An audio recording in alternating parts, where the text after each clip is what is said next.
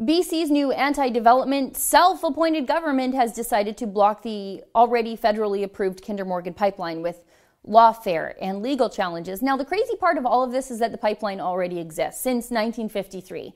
The new project is just to twin it from east of Edmonton to the lower mainland of BC. It's a $7.4 billion project that Alberta and really all of Canada needs right now. But BC Premier Horgan has decided to join a legal challenge to stop the pipeline, citing environmental and tanker traffic concerns and a lack of consultation with Aboriginal groups, even though consultations have been ongoing with Aboriginal groups since at least 2012. You see, Horgan is completely disregarding the opinions of the 40 First Nations and 98 First Nations communities who signed on in support of the pipeline. These communities will benefit from the construction jobs and the procurement process. Horgan thinks he knows what's best for those Aboriginals. I believe this is what progressives call paternalism, and they used to be against it.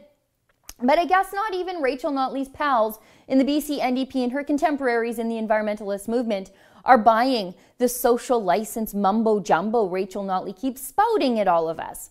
Remember, that was Notley's big line about her carbon tax, that besides cleaning the air, which is something taxes don't actually do, by the way, Notley told us the carbon tax she didn't campaign on would make people who really, really hate us right now really, really like us. It was a made-up concept called social license, and if you needed proof that it isn't a real thing, the BC NDP's opposition to Kinder Morgan is it. The NDP told us that phasing out coal and wiping out thousands of well-paying middle-class Alberta jobs and devastating a dozen or so Alberta communities would curry us favor with the environmentalist movement. The NDP tried to tell us that phasing out coal and then spiraling our electricity system into a septic mess of lawsuits, deleted emails, and money-losing contracts would suddenly make us environmental leaders in a fossil-fueled world. The NDP told us their carbon tax would magically convert deep-pocketed, foreign-funded, anti-oil radicals over to a pro-fossil fuel viewpoint. They would all see how good we are, how progressive we are, and that's what Notley told us this social license thing would do.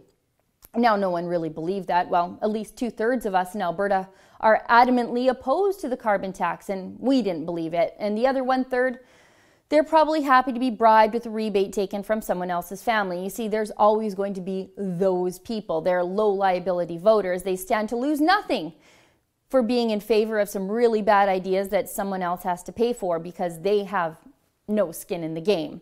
So what has Rachel Notley's carbon tax really done for us? Our perfectly clean air here in Alberta, well, it isn't any cleaner. And no one who hated us in 2010 or 2012 or even April of 2015 likes us any better now.